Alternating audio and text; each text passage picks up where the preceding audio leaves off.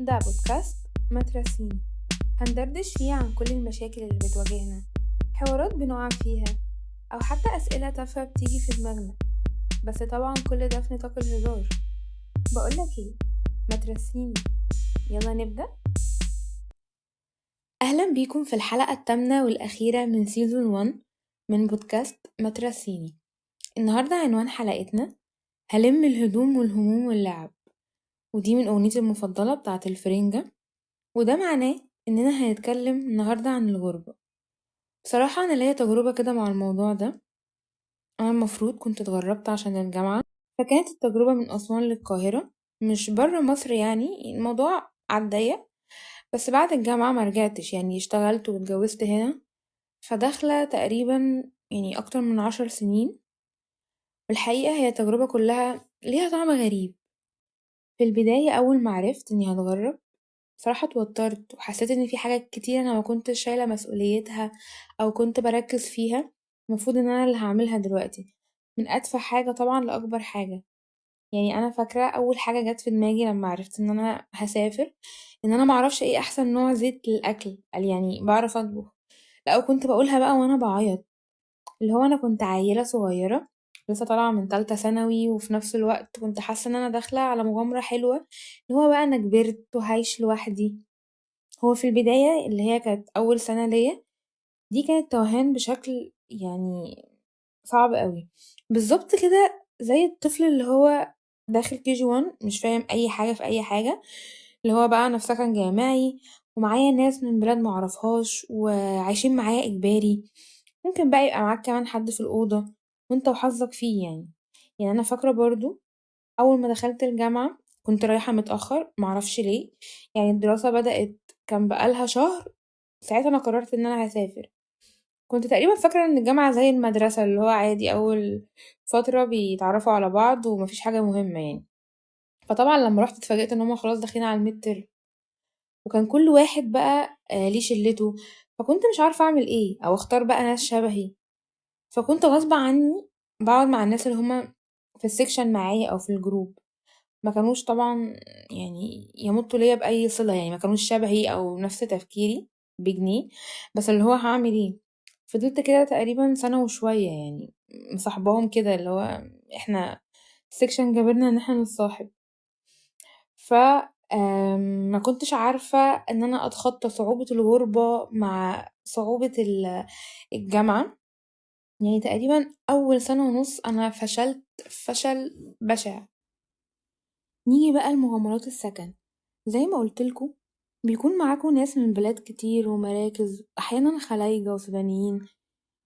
طبعًا أكيد اللي عايشين برّه مصر كمان بيكون معاهم جنسيات مختلفة، وأعتقد الموضوع بيبقى أصعب.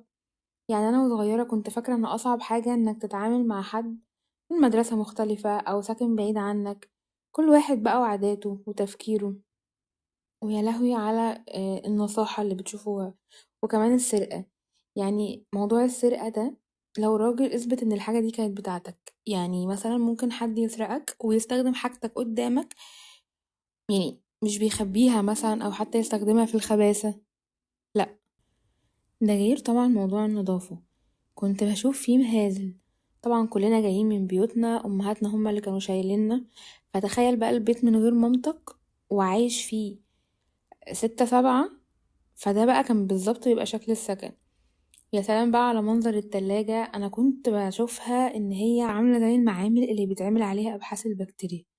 ده غير إن هي طبعًا بتبقى متقسمة، كل واحدة ليها رف حاطة اسمها أو حاطة ورقة. غير المواعين دي ما كانتش بتتغسل، حاجة كده بتبقى ثابتة زي الديكور. وبالنسبة للهدوم إحنا كلنا كنا بنغسل تقريبا في نفس الوقت، فتلاقي بقى الهدوم على المنشر وعلى الكنب وعلى كل ركن في السكن.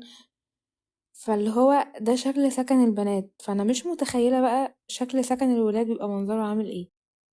أنا تقريبا قعدت في 11 سكن، لأني برضو لما كنت بشتغل كنت بتنقل على حسب الشغل. فطبيعي دايما الغربة بتبقى مربوطة بشعور عدم الاستقرار. يعني أنا فاكرة حتى لما كنت برجع بلدي وأحاول أنام في أوضتي، ما كنتش ببقى مرتاحة، لأن أنا مثلا مش متعودة على المرتبة، مش متعودة على القعدة دي. وبقى يعني الناس اللي هما كانوا بيبقوا صحابك بتوع المدرسة القدام أو قرايبك اللي من نفس بلدك، بيبقوا دايما بصولك بصة اللي هو يا بختك بقى يا فوزي، ما انت مسافر وعايش حياتك، مع ان هما فعلا لو ركزوا بجد هما اللي يا بختهم، لان هما مضطروش حتى ان هما يسيبوا اهلهم. فاللي هو من الاخر يعني محدش مرتاح. بصراحة انا من وجهة نظري ان الغربة هي ابتلاء، بمعنى ان هي فعلا اختبار، واختبار صعب. على قد بقى ما هتطلع منه بحاجات حلوة، على قد ما هتعاني منه معاناة هتأثر فيك وفي شخصيتك. الدليل انك لو قارنت نفسك في بداية الموضوع هتلاقي اختلاف كبير جدا، حتى في نظرتك للحاجة اتغيرت. يعني أنا مثلا كنت بحب النزول والخروج والفسح، دلوقتي بعد ما عرفت قيمة الاستقرار، إن الانبساط والراحة النفسية مش شرط إنك تصرف كتير أو يبقى حواليك صحاب كتير. لأ، هي الراحة النفسية في هدوء البال، في إن نفسيتك تبقى كويسة، إنك تبقى بعيد عن المشاكل. ده خلاني فعلا بحب قعدة البيت، وإني بشوفها ممتعة أكتر من 100 خروجة. وطبعا صحابك الاتنين تلاتة اللي انت طلعت بيهم من الرحلة دي فعلا بيكونوا ما يتعوضوش، لأن انت بتبقى عرفتهم في مواقف مش سهلة. دي كانت نهاية رحلتنا مع أول سيزون من بودكاست مدرسيني. بجد أنا كنت مبسوطة جدا، لأن كل حلقة أنا كنت يعني بفهم دماغكم أكتر وانتوا بتتعرفوا عليا أكتر.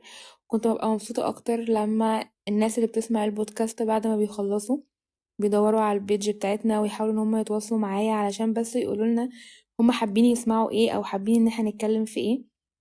فاكيد ده كان بيبسطني جدا. وبرضو اكيد هبقى مستنية منكم الفيدباك، ومستنية منكم انتوا عايزين السيزون الجاي كمان يبقى شكله ايه. وان شاء الله كمان هيكون قريب، واشوفكم على خير.